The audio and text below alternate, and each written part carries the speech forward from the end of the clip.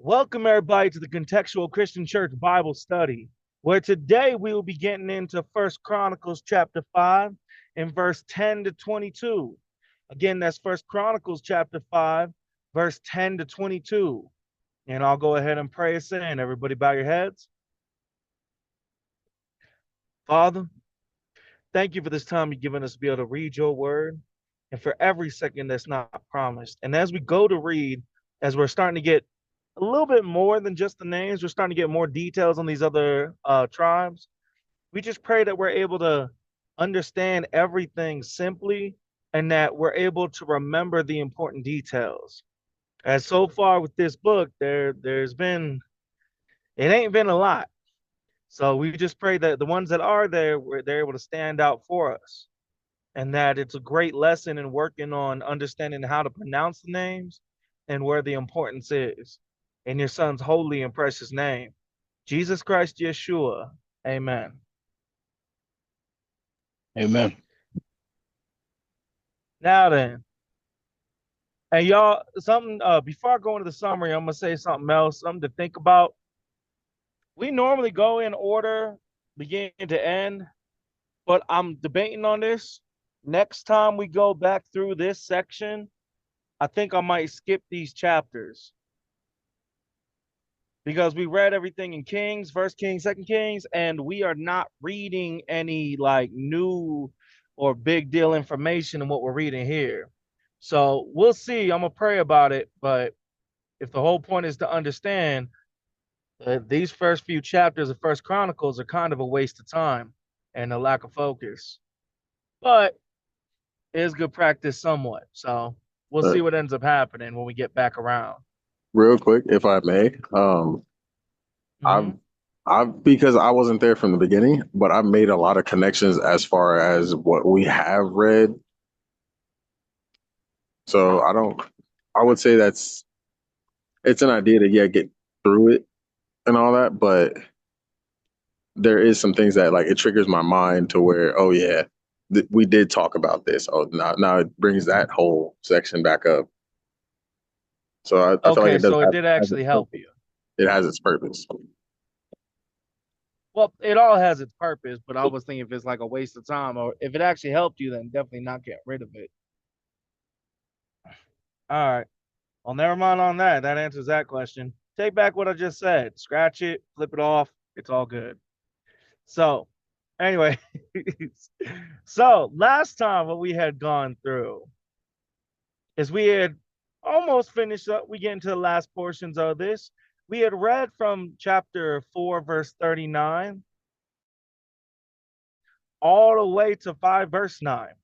And we had started, well, let me say we finished up with 4, verse 39 through, where we basically finished up with the tribe of Simeon and how they had had 500 men of their tribe that went to Mount Seir, and it pointed out who their captains were and how they had smote or killed off the rest of the Amalekites that were escaped in there, and their people, the tribe of Simeon that were there, were still living there at the time that this chapter of Chronicles was written. Then in First Chronicles chapter 5, we found we were going into the tribe of Reuben. First off, about him being the firstborn, but how he lost his own birthright because he had gotten intimate with his father's concubine, which is basically a wife, but with lesser entitlement and value, more like a servant that's a wife. And so him getting with that is why with her is why he lost his birthright. And we continued on through there through to verse 9, where we had the people, the Zechariah and Yael and the chief, they were going through, and Bela the son, and they dwelt in Aroer, but because there was too much cattle, Bela the son of Azaz, he had gone even more eastward. And so we had where it was a group that had gone together, but one of them had to branch out all the way from the river Euphrates because they had too much cattle in the area. So they was doing really well. And that's pretty much where we ended last time. As I'll go ahead and switch it to the first section. And then go ahead, Charles, when you're ready. All right, I'll be reading Chronicles chapter 5, verses 10 to 14. I'm going to give it a couple seconds. Verse 10. And in the days of Saul, they made war with the Hagarites, who fell by their hand, and they dwelt in their tents throughout all the east land of Gilead. And the children of Gad dwelt over against them in the land of Bashan unto Salcah. Joel the chief, and Shapham the next, and Jaanai, and Shaphat in Bashan. And their brethren of the house of their fathers were Michael and Meshulam. Michael? Let me go back. Oh, you don't. I thought we were using just regular words when somebody has their name spelled like that in today's day and age. You can. But I want to make sure you understood. So as we go through, because remember, you've always gone back and forth on whether or not you want to do it. But I was always you guys asked to hear what the original is and not just that. So this is the first time you just straight jumped to the regular name. So it threw me off. I thought you were Also, misreading. oh, is it? Because I did Joel, which Joel would be Yoel. Um, No, I'm talking about like today and stuff. Like you don't normally do that. A lot of most times, even if it's a regular name, you'll try to pronounce it in the original. So that's my misunderstanding. Go ahead and redo that verse, but you're good. okay. Yeah, you could say Michael if you want. And their brethren of the house of their fathers were Michael and Meshulam and Sheba and your Yorai. No, Yorai. There we go. And Yakan and Zia and Eber. Seven. These are the children of Abihail. Abihail. Oh yeah, Abihail, the son of Huri, the son of Yeroah, the son of Gilead, the son of Michael, the son of Yeshishai, the son of Yah. My throat. Yah, no, the son of Booz. Give me a second. Not a problem.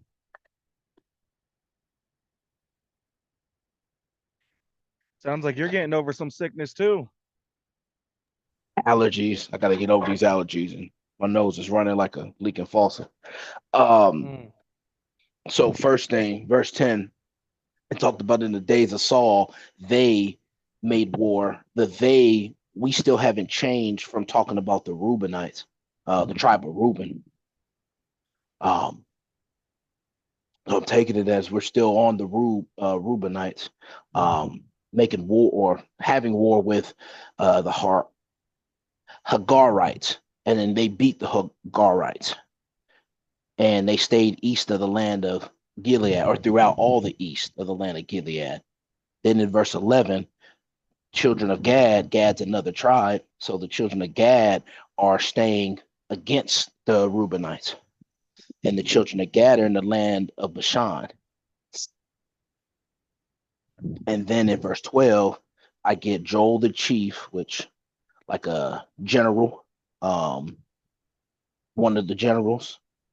And then I get Shapham, and it brought up Shapham the next. Um, I wonder if it meant by like next to be general. I'm double checking that right That's now. not Joel. Okay, you got to say at least the Joel. Like nobody. That's not normal of that name too. Just a heads up. Oh, I was about to say I've seen that name Like spelled Joel is out, and normally when people say like Joel, Joe Joel is normally like Joel. Like like Joel is more like Jol or Johl. Like I've seen it spelled like that, but Every Oh, time I've I've seen always seen somebody it. spend it like Joel, I've never seen it like where they pronounce it Joel instead of Joel. Oh, that's I've seen that all my life. Joel, Joel. I can do the phonetic, but whenever I've seen somebody's name spelled No, Joel, you're fine if you've seen it. Maybe it's just something I haven't seen. That's fine. It just yeah. when you were saying it, I was like, why are you saying it like that? Like that's not even how it's spelt or sound or even in English. But it could be a difference in experience. So go ahead with and But finish with your explanation then. all right, I'll go back to 12. So um, Yeah. Joel or Yoel, the chief, and I was double checking for Shafam, because it says Shafam the next. I just wanted to make sure he was just the when it put it that way that he was just next in line to be general. Uh yes. Yeah, yeah, But I yeah. but I He wouldn't was say next in line to be like he became the next. and Shafam. Then so Shafam would be just the next general after Yoel and Ya'anai and Shaphat, and Shaphat was in Bashan, and their brethren, the ones we just named, of the house of their fathers. We got seven, so that's Michael and Meshulam, Sheba, Yorai, Yakan, Zia, Eber. Lastly, hey, hold on real quick. Not a problem.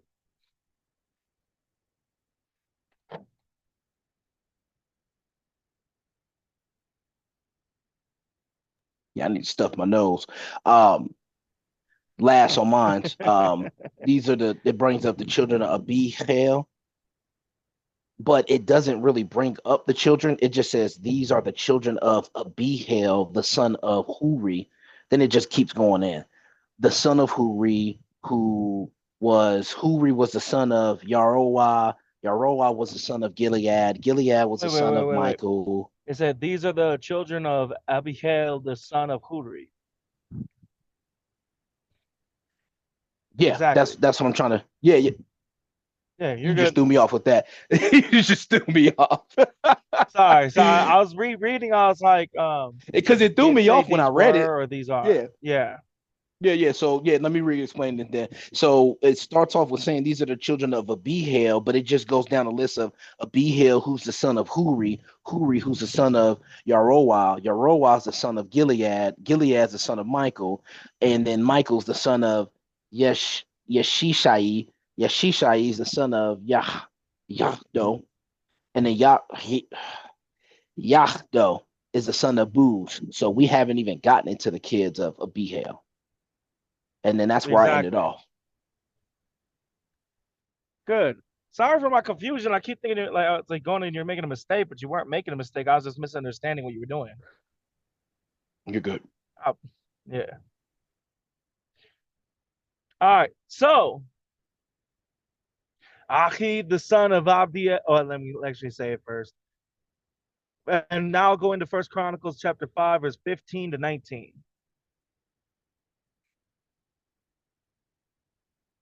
Okay.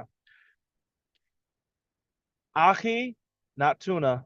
Achi, the son of Abdiel, the son of Guni, chief of the house of their fathers. And they dwelt in Gilead, in Bashan, and in her towns, and in all the suburbs of Sharon, upon their borders. All these were reckoned by genealogies in their days of Jotham, king of Judah, and in the days of Jeroboam, king of Israel. The sons of Reuben and the Gadites, and half the tribe of Manasseh, of valiant men, men able to bear buckler and sword, and to shoot with bow and with skillful in war, were 44,703 that went out to war. And they made war with the Hagarites, with Yetur and Nephish and Nodab. All right, so in my section, we finally have with the son, going through the son of Abdiel and the son of Guni, who is the son of Guni, who is the chief of their house. So now we have a question of context. And this is where I was going to go into before. Charles, from how this was read, did we have a list of the sons? A list of the sons you're talking about of the Reubenites and of Gad. Yeah, from what we said. I'll go back to your section.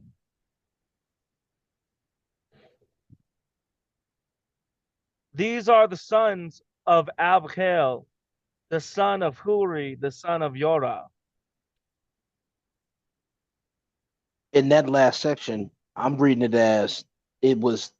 We're starting off with these are the sons of Abihail, but then, like I had explained it, who is the son of Huri, who is the son of Boom, who is the son of Boom. So it's almost like we went backwards with Abihail's generations, Good. and then when you And started, then it in went my into, section, we started going into the actual forward of the generation. especially because there's a semicolon at the end of mine too, so it's continuing. Exactly. So we have that connection. So 15 is not a standalone verse. We have where Achi, the son of Abdiel, the son of Guni, the chief of the house of the fathers. So we have that continuing through. And then it said, and they dwelt in Gilead and Bashan. Now here's where the problem that comes in. When we go to Achi, going back to your section, let me get back to it. We have Abihail, right? We're continuing on from that Abihail, the son of Yorah, the son of Gilead. But here's the thing. We didn't get any list of sons afterwards, did we?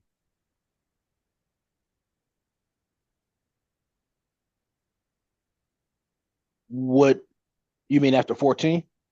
After 14. Did it show the that it was a list of sons, or did it look like it was continuing the same thing in 15? And from 14 to 15,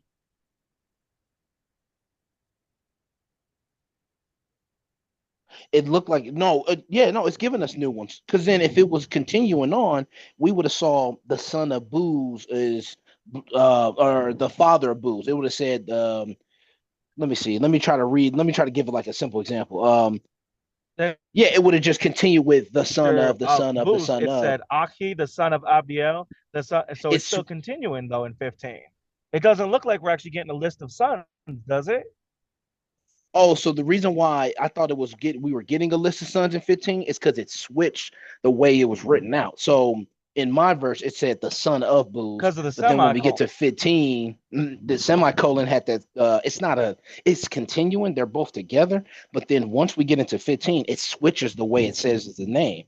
So now we got Exactly. he, the son of Abdiel, and the son of But then it Guni. still continues through that where we're talking about generations of one person, right?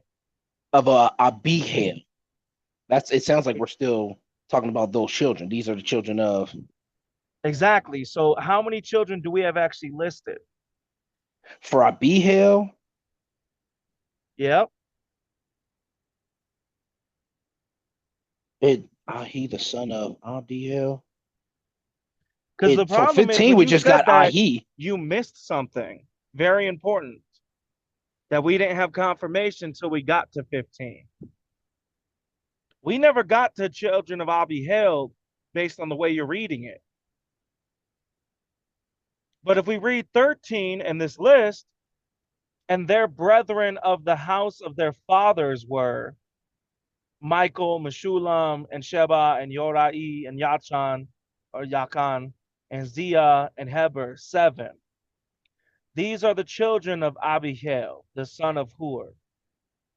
13 is the list of the children, not 15. 15 is continuing the list of the fathers, generations going back. You see where that mistake was?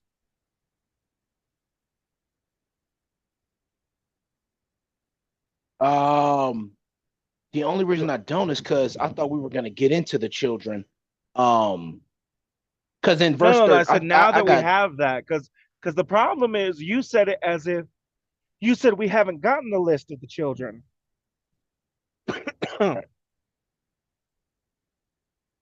You said it hadn't happened yet, but in fact it did in verse 13. So the mistake that you made is not the fact that we didn't have the information of the other people. The mistake is that you said it as if it was confirmed. And what you thought was accurate was actually incorrect. You see what I'm saying? the only reason why I don't is because I'm going off from my section. We got into in the days of Saul, boom, boom, boom. Then we got into the children of Gad, stand right against the Reubenites. And then in verse 12, it talked about Joel, Shapham, Yaanai, and Shaphat. And when I see in their brethren of the house, I'm connecting that with 12. It is part And of the 12. brethren of Joel, Shapham, Yaanai, and Shaphat. Yeah, they're all the brothers of the house. But here's where it goes in. In verse 13, when it goes in, it has this list. In 12, it gives this list. Yeah, that's true. But then the first thing that's said in 14 is these are the children of Abihail. Now, the problem in your mistake was that you said it was if we never read the children. How do you know Joel the chief and Shaphan the next that they were not the children that it's talking about?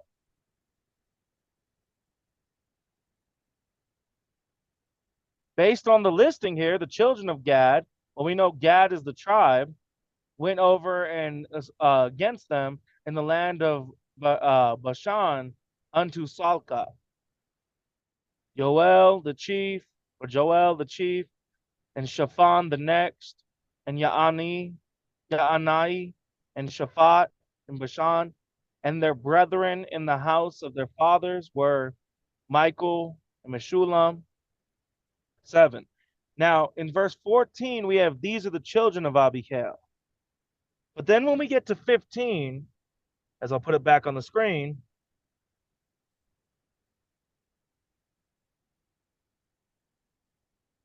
in 15, Ahi, the son of Abdiel, the son of Guni, chief of the house of their fathers.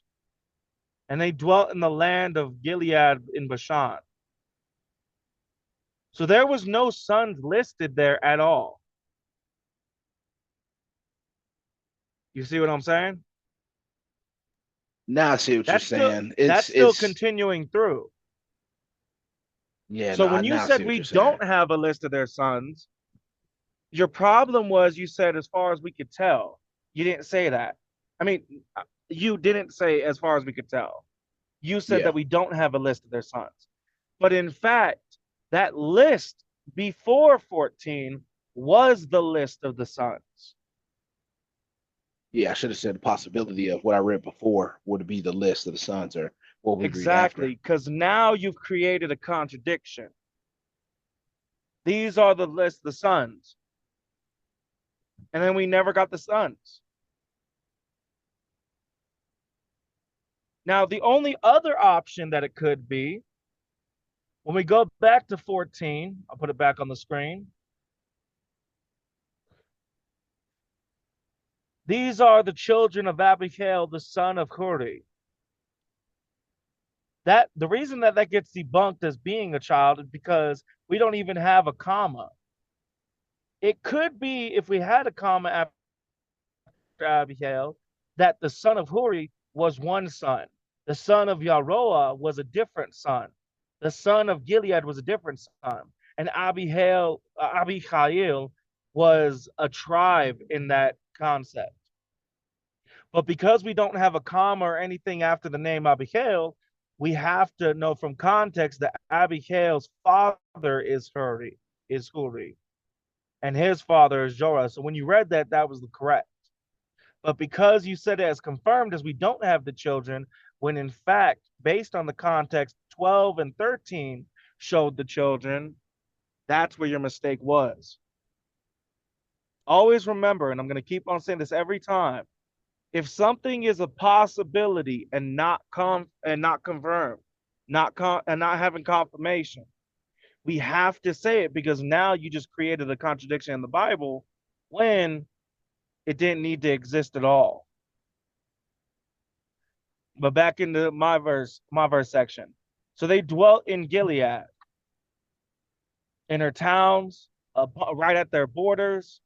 And then everyone who was part of their genealogies was brought together, listed there as they, although it was shown who was all their genealogies, who their family was in the days of Jotham, king of Judah, and in the days of Jeroboam, king of Israel. So we also have a time frame for this. This happened during Jotham and Jeroboam's kingdom. Now, Chris, I don't know if you remember, but was Jeroboam, was he a godly king or was he a wicked king?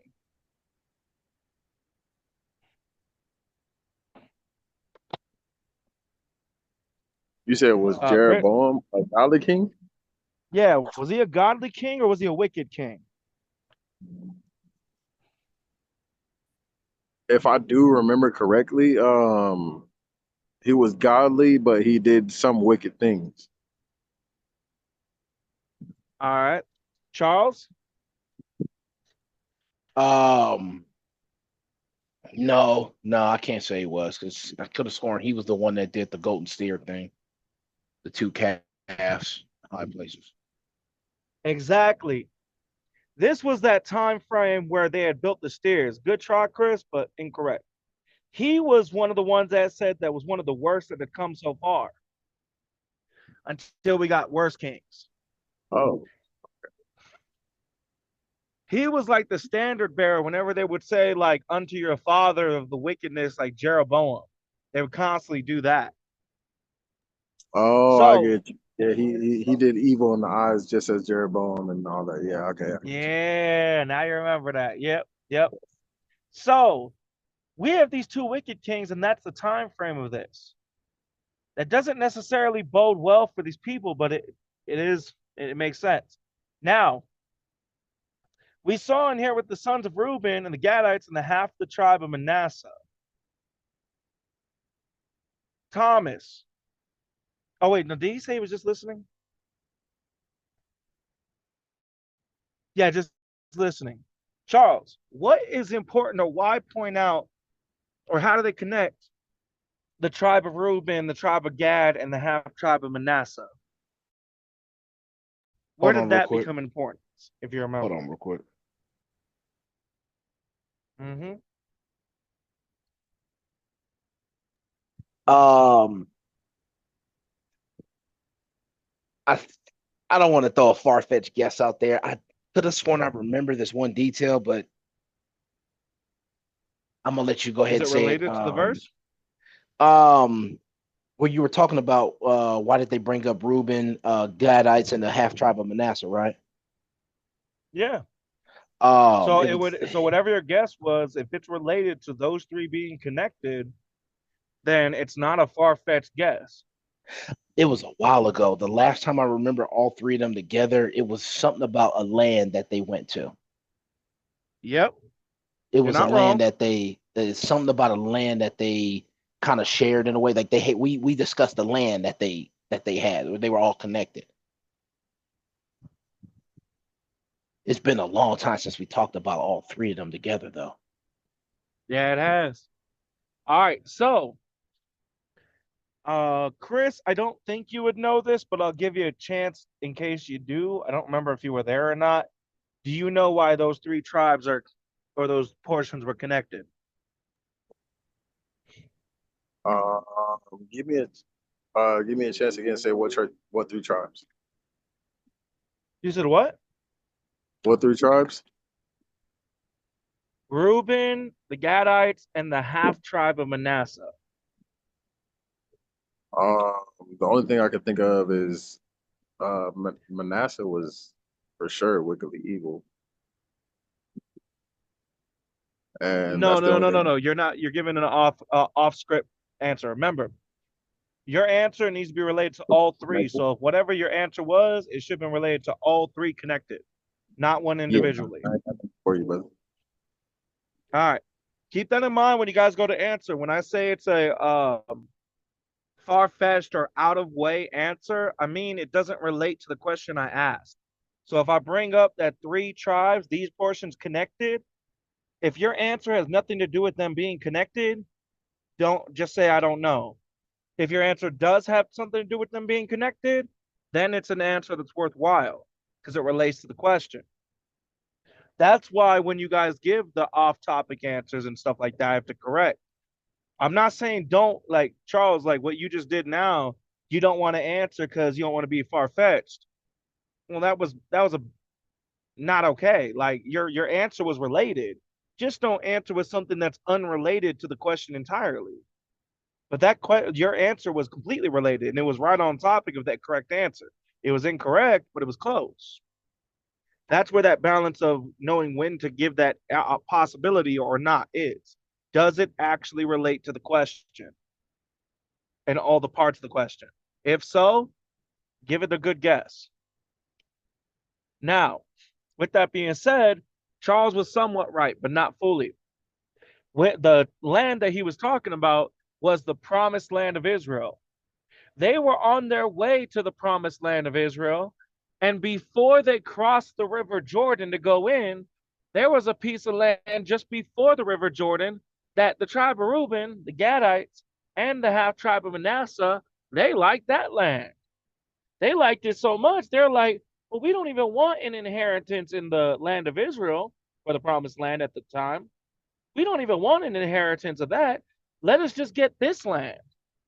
And there was an agreement made between Joshua and them, which also made it as part of God's agreement too, that they could have that land, but they had to still work with and help the children of Israel to take over and defeat the land that's here, the land that was the promised land, so they could take it over. So they had the other half tribe of Manasseh on that other side. And now we have this section that's on this side, that's on the promised land side. That's where those 3 are connected in that. They got grouped together in that situation. Now, afterwards in this situation, and as towards your part about Manasseh, Chris, this is a different Manasseh, different guy. But then they made war with the Hagarites, with Yetur, with Nephish, and Nodab. So we have them going to war out here. And as it looks from the way it claims, it looks like it's going to be a pretty simple win. Because it's sitting here talking smack about how they're such skilled in war. And there was 44,760 people. Now, Chris, I want you, if you can unmute yourself, you see how they worded it, writing like that, the number? Say again? You see how they worded the number here in verse 18? Yeah. This is what I was telling you about when it does go down the list, how it would read it. This is a good example to show what I was talking about. 440,703 score. You read it down the line. The smaller numbers added to the bigger. So we have 440,000. So that's 44,703 score. So 760. You see what I was saying? When you were getting confused the numbers before.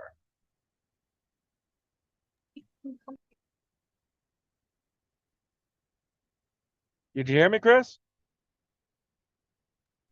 Yeah, I heard you. Yeah, no, I see what you're talking about.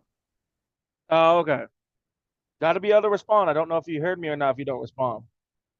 All right, now go ahead and switch it to the next section, the final section, where Charles can go ahead and read. All right, I'll be reading First Chronicles chapter 5, verses 20 to 22.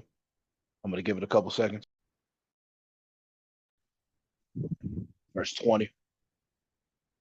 And they were helped against them, and the Hagarites were delivered into their hand, and all that were with them, For they cried to God in the battle, and he was entreated of them because they put their trust in him. And they took away their cattle, of their camels 50,000, and of sheep 250,000, and of asses 2,000, and of men 100,000. For they fell down many slain, because the war was of God, and they dwelt in their steads until the captivity. All right, so going against the Hagarites, well, I need to bring up the they, which were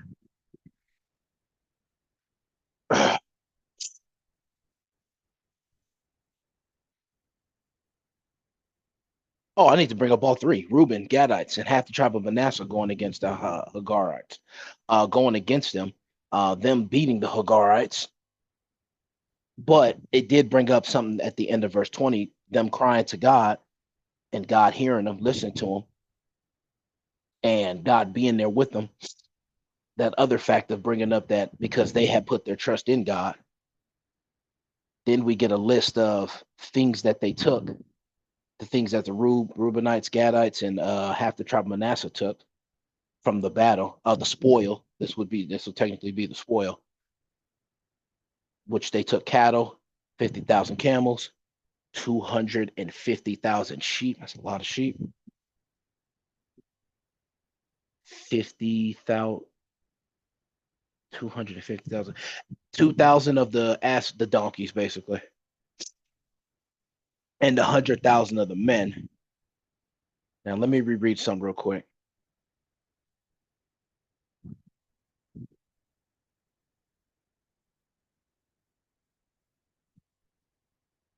So a bunch of people, well, I'll just say this, a bunch were killed, slain, died, with God helping, Gadites, Reubenites, Manasseh. But then it says, and they dwelt in their steads until the captivity.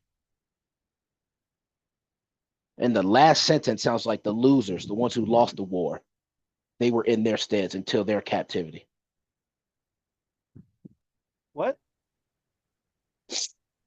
On the last sentence, and they dwelt in their steads until the captivity. Captivity captivity I'm thinking about is Captivity? when you've been captured. No. And Who's you've been captivity? put in the Hagarites. No, Hold on real quick. you're not thinking about the context.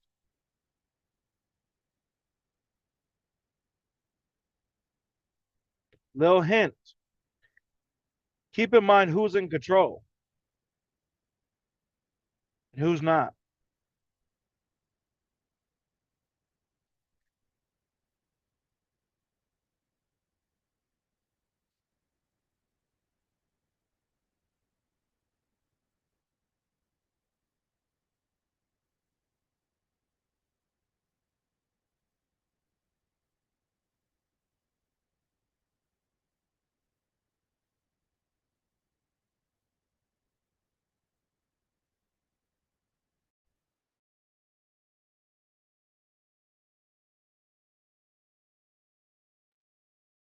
You still there, Charles? Sorry about that. I thought I hit unmute.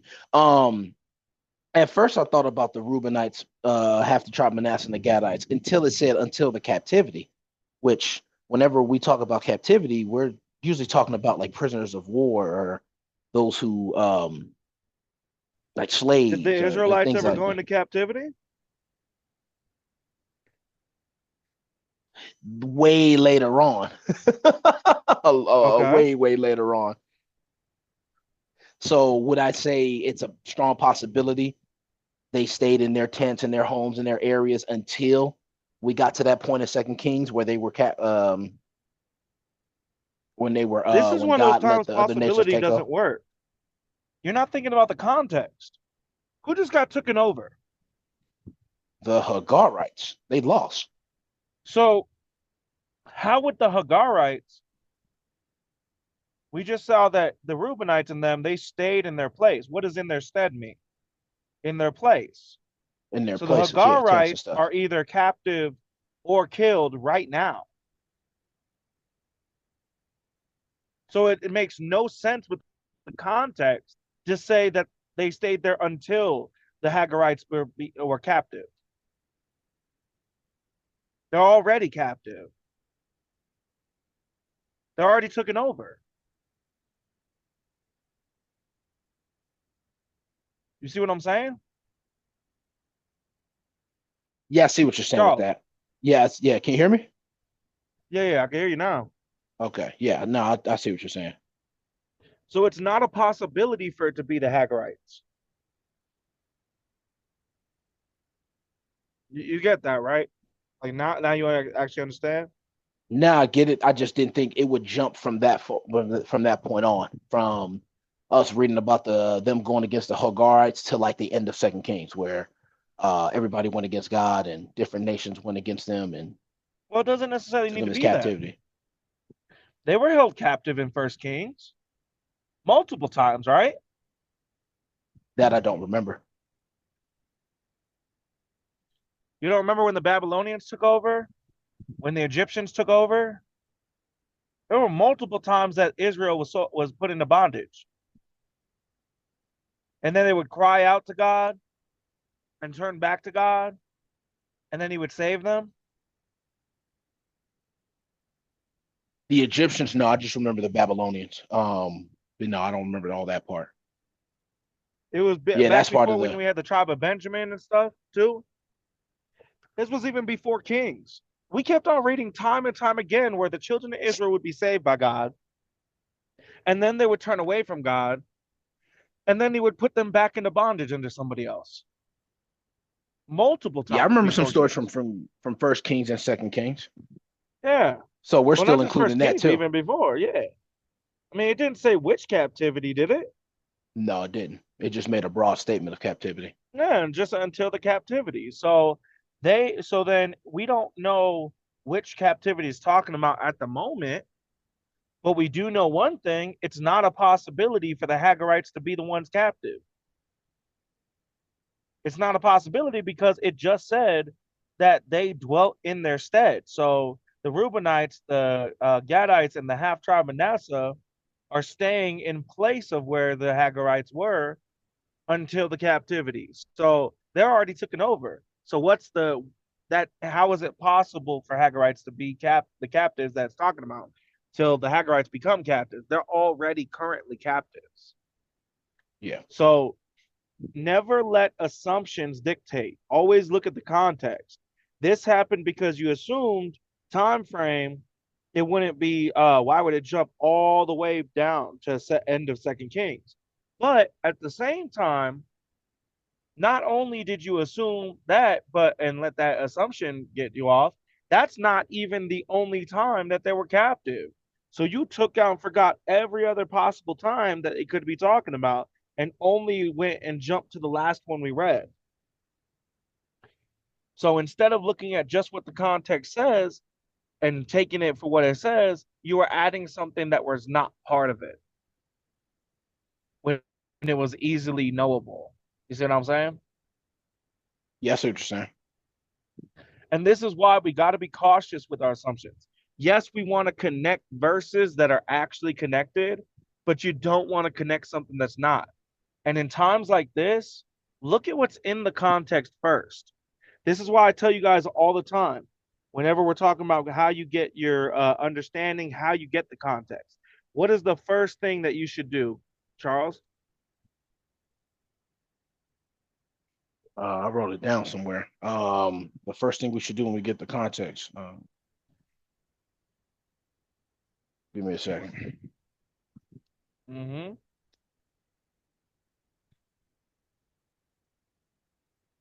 And not when you get the context, but in order to get the context.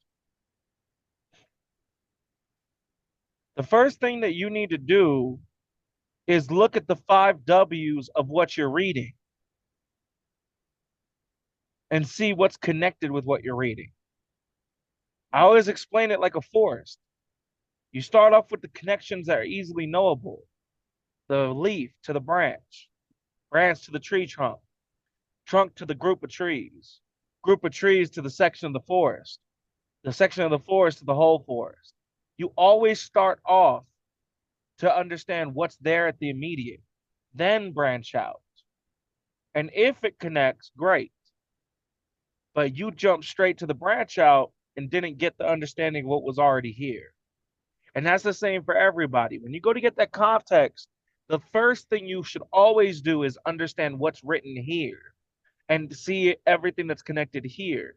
Then branch out to a larger section, maybe the rest of the chapter or what we read in the previous verses. Then branch out to the chapter, then branch out to the book, then branch out to the Old Testament, then branch out to the entire Bible. Never branch straight out without taking those into account first. It'll avoid a lot of slip ups in context if you do it that way, because you'll have the understanding and you'll get even further understanding afterwards. But if you start off branching out, bringing things connected, you'll connect verses and create doctrines that don't even exist. A perfect example of this is believing that drinking alcohol is a sin. Why do people believe and try to back up saying that, and they'll even use verses that drinking is a sin? Well, for one, the belief comes from seeing how people drink incorrectly, getting drunk and all this. The second thing is that they take verses out of context. Wine is a drinker, and strong drink a brawler, and he that is control, I forget the exact phrasing, but he that is controlled by it is a fool. Well, if you take that out of context, you could be sitting there like, oh yeah, well, if we're supposed to be wise, then we can't drink at all. That's not the context. And to top it off, Jesus said himself that he drank. So now, instead of branching out, instead of like looking at the verses of drinking and what their actual context is, they connected it to something that is not even talking about the same thing. One is talking about using wisdom in how you go about it, not saying that you can't do it at all. But because they branch out to a bunch of negative verses about drinking that are out of context, they were able to make that assertion. It took getting context and reading what it actually says to find out that what they said was actually a lie. It's how you drink, not drinking in of itself, that's wrong.